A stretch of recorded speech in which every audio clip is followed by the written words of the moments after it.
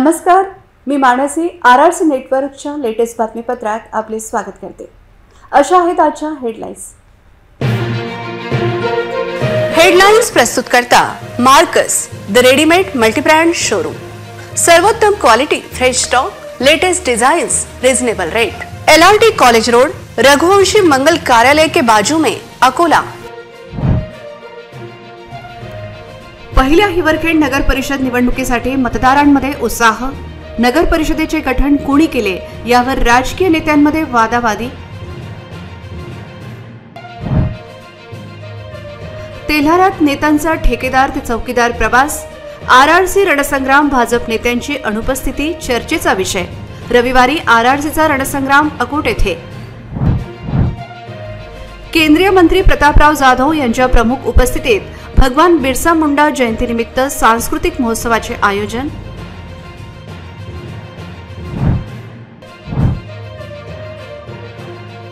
सोमवारी पुन्हा निघेल महापालिकेची आरक्षण सोडत। निवडणूक आयोगाच्या आदेशाने नव्या रचनेची तयारी सुरू।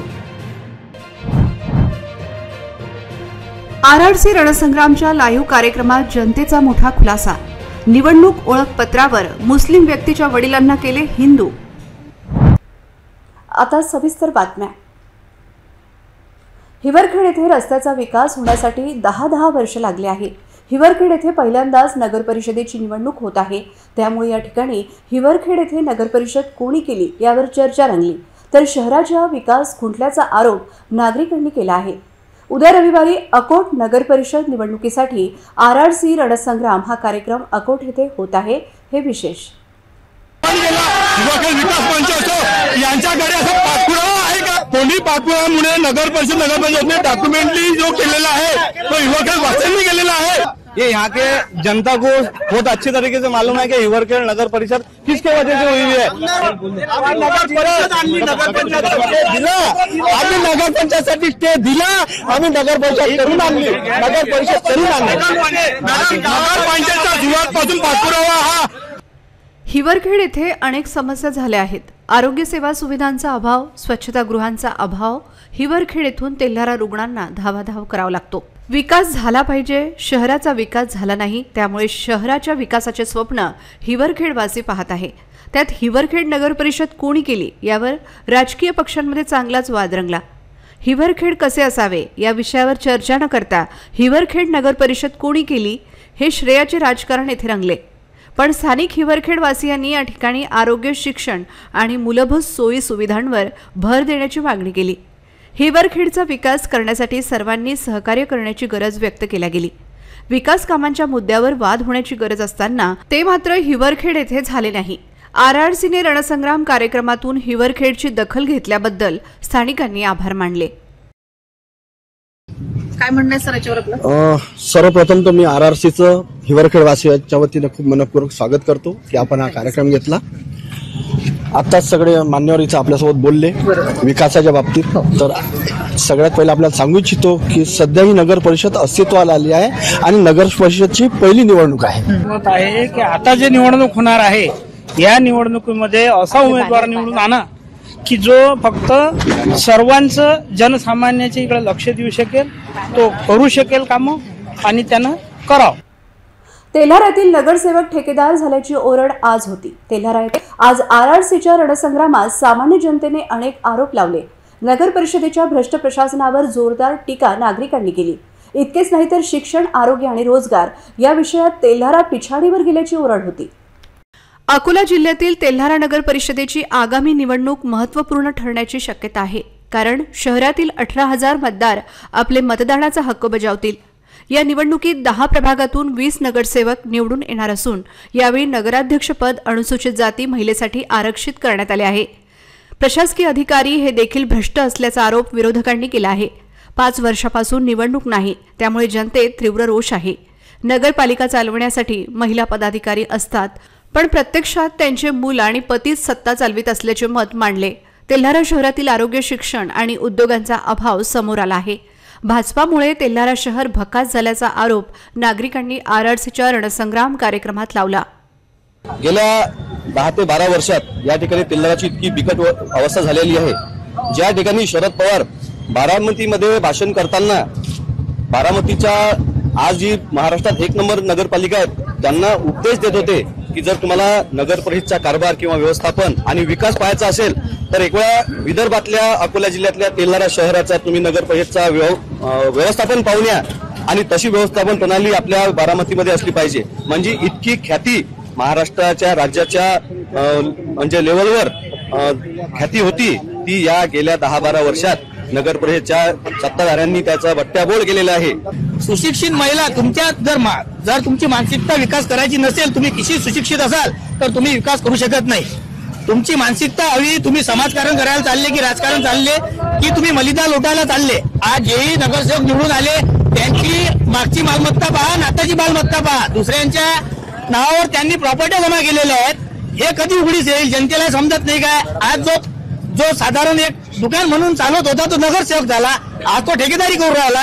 हे तुमच्या लक्षात येत नाही का की या तेलावर रुपये खाणारं कोणीच नाही.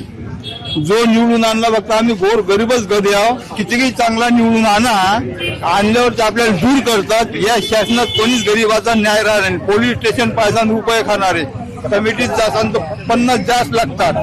या गरीबाचा न्यायच नाही हे मला म्हणणं होतं, दुसरं मा म्हणणं नाही. शहरातील रस्त्यांची दुरावस्था झाली असून जनतेच्या मते नगरसेवक आता ठेकेदार झाले आहेत. त्यामुळे तेल्हारा शहराचा विकास थांबला आहे. शहरातील जनता सध्याच्या कारभाराच्या विरोधात असून शहर पूर्णपणे भकास झाल्याची भावना नागरिकांमध्ये आहे. शहरात महिलांसाठी आणि युवतींसाठी असलेल्या समस्यांवर लक्ष देणे गरजेचे आहे. तसेच नागरिकांनी बगीचा आणि वॉकिंग ट्रॅक सारख्या मूलभूत सुविधांची तीव्र गरज व्यक्त केली. नाल्याचे पाणी घरात चालले आहे, त्याचा फटका सर्वसामान्य नागरिकांच्या आरोग्याला बसल्याची ओरड नागरिकांची होती. केंद्रीय आरोग्य व कुटुंब कल्याण राज्यमंत्री प्रतापराव जाधव यांच्या प्रमुख उपस्थितीत आज अकोला येथे भगवान बिरसा मुंडा यांच्या 150व्या जयंतीनिमित्त जनजागृती गौरव वर्ष अंतर्गत आयोजित राज्यस्तरीय आदिवासी सांस्कृतिक महोत्सवाचं उद्घाटन समारंभ उत्साहात पार पडला. जिल्हा नियोजन समिती कार्यालयात हा कार्यक्रम आयोजित करण्यात आला होता.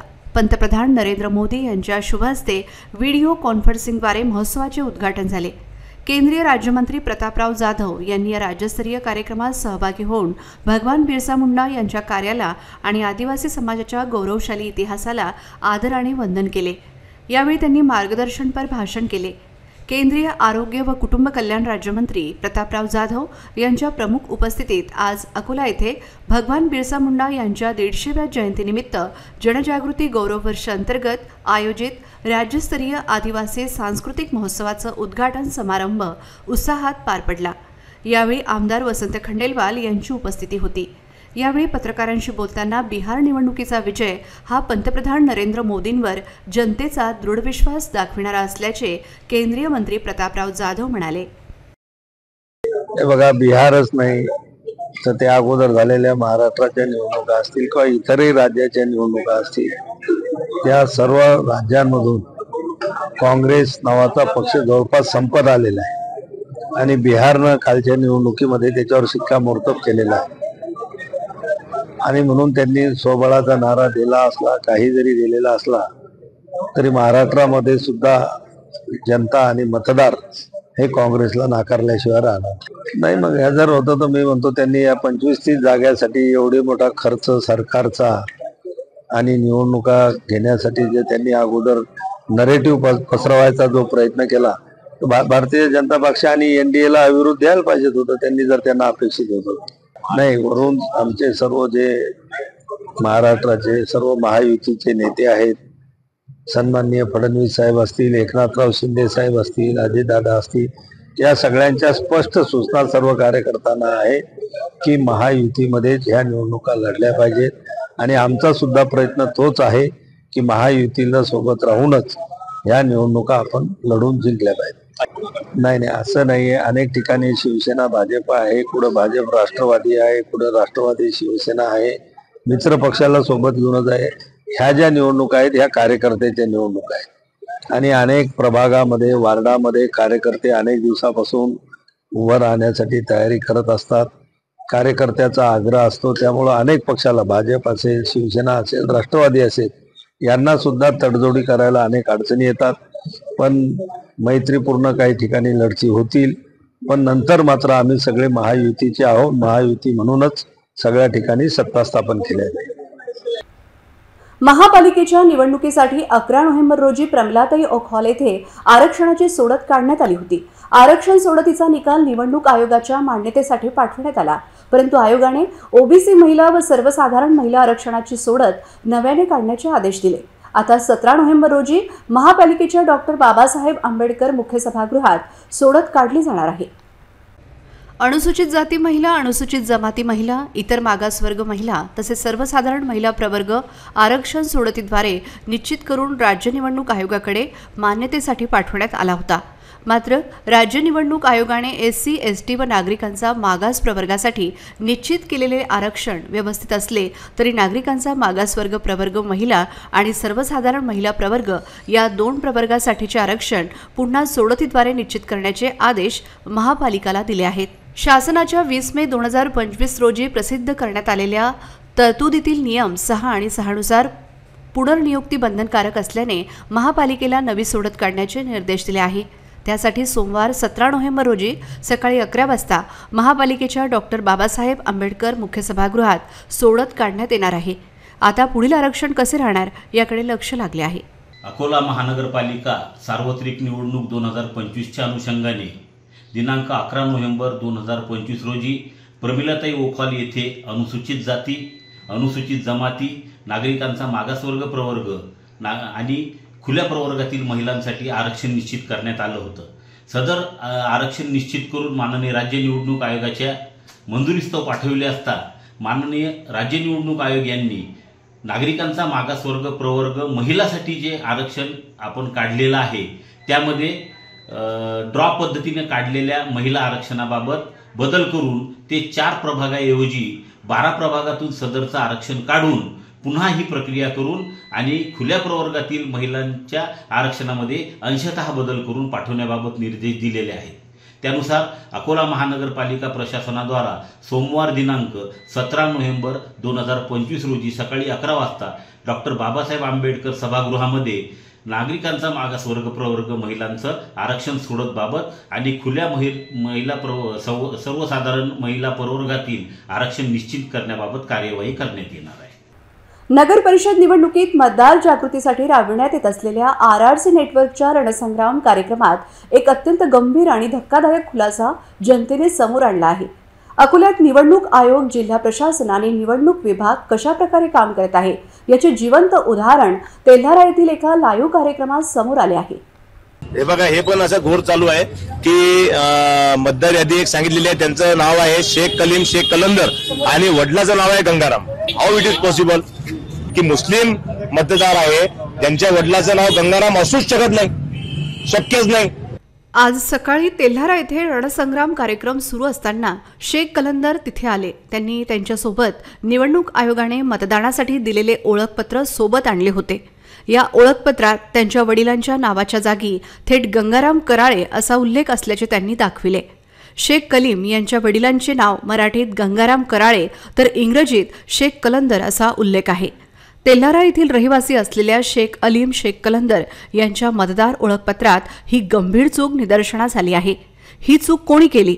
ही संगणकाच्या ट्रान्सलेशनची तर चूक नाही, पण मग ही चूक करणाऱ्या BLO आणि मतदार नोंदणी अधिकाऱ्यांवर जिल्हा प्रशासन काही कारवाई करणार आहे की नाही? निवडणूक आयोगाच्या बोगस कारभाराबद्दल आधीच खडे मोडले जात असताना अशा प्रकारच्या चुकांमुळे त्याला पुष्टी मिळत आहे. मेरा मतदान है शेख अलीम शेख कलंदर और इसमें गंगाराम का नाम ये आया कैसा मेरे से? गंगाराम किसका नाम है? गंगाराम कराड़े ये नाम इसमें आया मेरे इसमें कैसा है? किसकी जगह पे डाला गंगाराम नाम? किसकी जगह पे डाला? पिताजी की जगह पे? नहीं, हाँ पिताजी की जगह पर. अच्छा, आपके पिताजी का नाम क्या है वैसा? दादा का आएगा ना. हाँ, तो आपके दादा का पिताजी का नाम क्या है वैसा? मेरे दादा का नाम है शेख चांद, पिताजी का नाम है शेख कलंदर. अच्छा, बराबर है. तो इसमें क्या आया हुआ है? इसमें गंगाराम कराड़े आया हुआ है. अच्छा, तो ये गलत है ना? ये गलत नाम आ गया कैसे इसमें? तो अच्छा, तो ये किसको प्रश्न पूछ रहे तुम अब? निवडणूक आयोग को? निवडणूक आयोग. ठीक है. या घटनेमुळे मतदार ओळखपत्रे तयार करताना निवडणूक आयोग कोणतीही काळजी घेत नसल्याचे जिवंत उदाहरण समोर आले आहे. तेल्हारा नगर परिषदेच्या मूळ प्रारूप मतदार यादीतील प्रभाग क्रमांक 4 मधील यादी भाग क्रमांक मजीद चौक तेल्हारा येथील रहिवासी शेख अलीम शेख कलंदर यांचा घर क्रमांक 17 आहे। यादीत त्यांचे नाव शेख अलीम शेख कलंदर असे असून त्यांच्या वडिलांचे नाव मात्र गंगाराम दाखवण्यात आले आहे। मतदार ओळखपत्रावर त्यांच्या वडिलांचे पूर्ण नाव गंगाराम कराळे दाखवत निवडणूक आयोगाने चुकांचा कळस केला आहे। भारत निवडणूक आयोगाने दिलेल्या या ओळखपत्रावर इतक्या गंभीर चुका असताना याची दखल जिल्हा प्रशासन घेणार आहे की नाही अशी विचारणा आता सुरू झाली आहे। ही गंभीर बाब आज RRC नेटवर्कच्या रणसंग्राम या लाईव्ह कार्यक्रमात उजेडात आली। या घटनेमुळे अकोला जिल्ह्यातील निवडणूक विभागाच्या कामकाजावर मोठं प्रश्नचिन्ह निर्माण झालं असून प्रशासकीय दिरंगाईचा आणि भोंगळ कारभाराचा हा एक ठळक पुरावा ठरला आहे।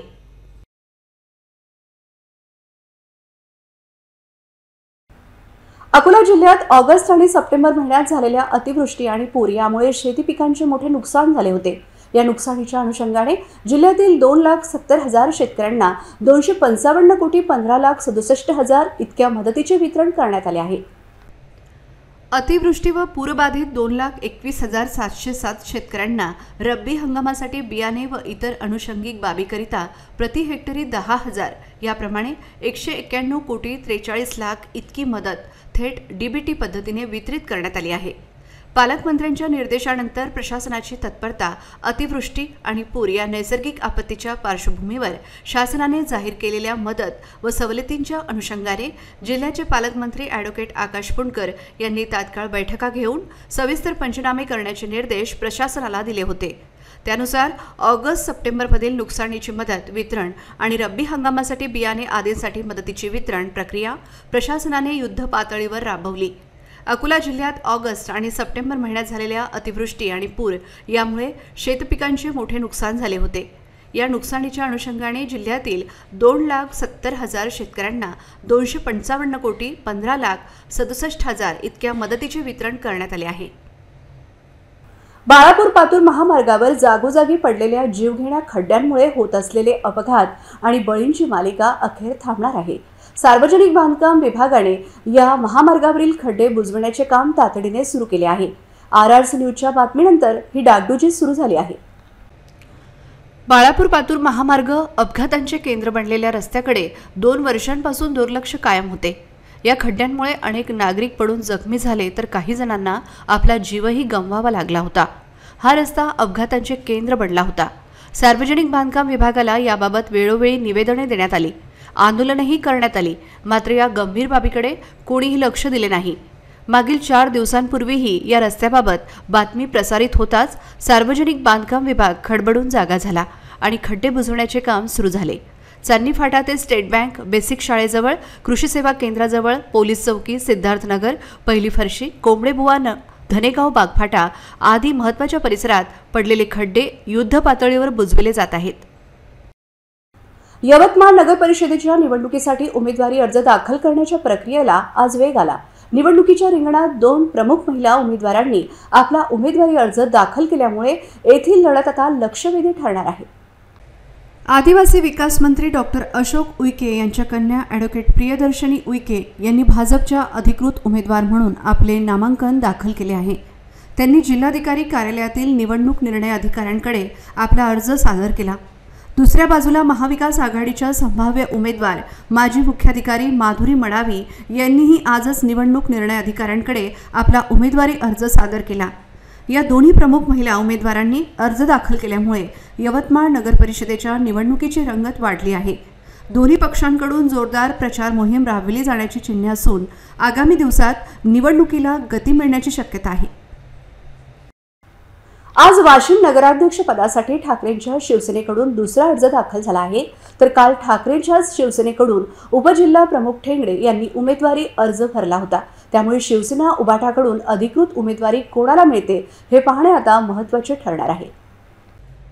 वाशिम नगर परिषदेच्या नगराध्यक्ष पदासाठी महाविकास आघाडीमधील घटक पक्ष असलेल्या ठाकरेंच्या शिवसेनेकडून आज जिल्हा प्रमुख सुरेश मापारी यांच्या पत्नी रेखा मापारी यांचा दुसरा उमेदवारी अर्ज दाखल करण्यात आला आहे, तर काल वाशिम उपजिल्हा प्रमुख नागोराव ठेंगडे यांनीही उमेदवारी दाखल केली होती। या दोघांपैकी AB फॉर्म कोणाला मिळतो बघणं महत्त्वाचं असणार आहे।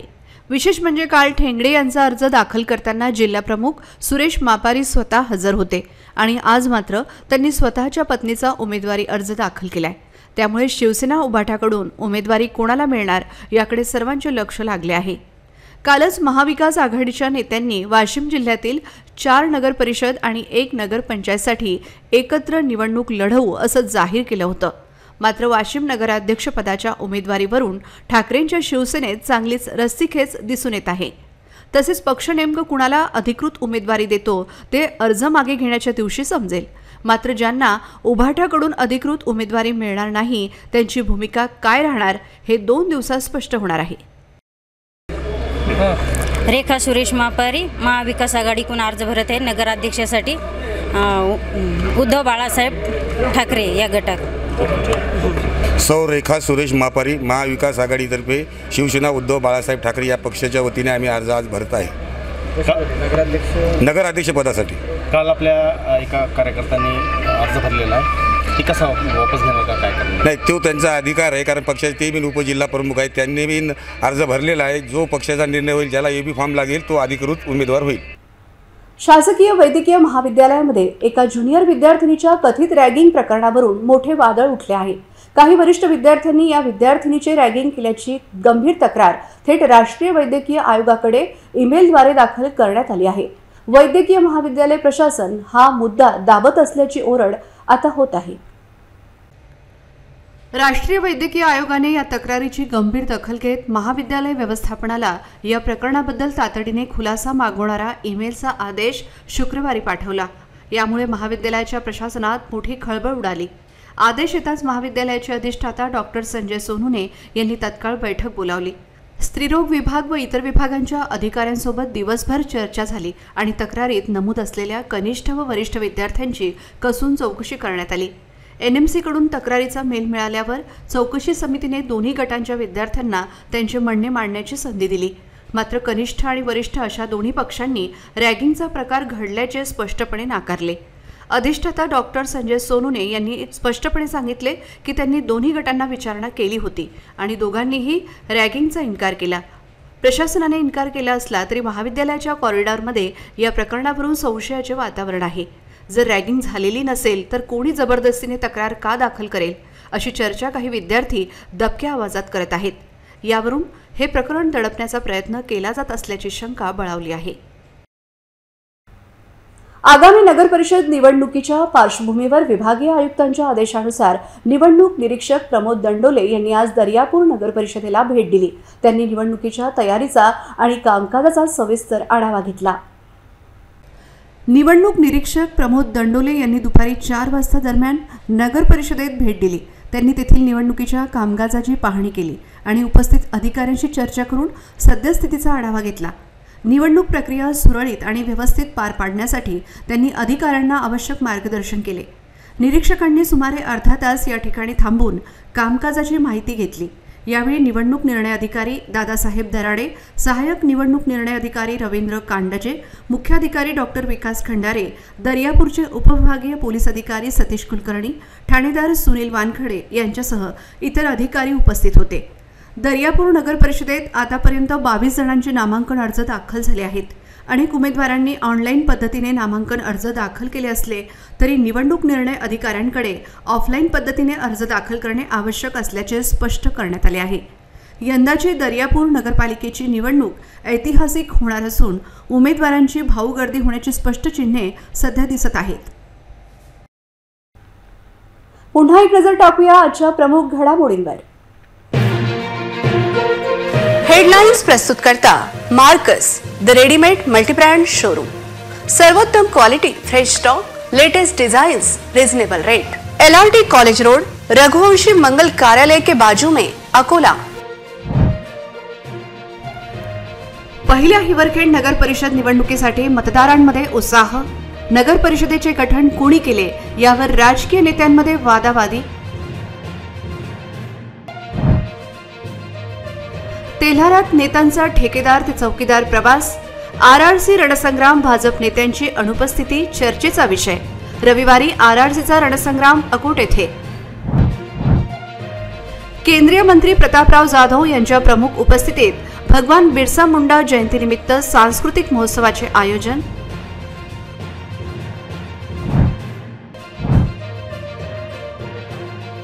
सोमवारी पुन्हा निघेल महापालिकेची आरक्षण सोडत. निवडणूक आयोगाच्या आदेशाने नव्या रचनेची तयारी सुरू.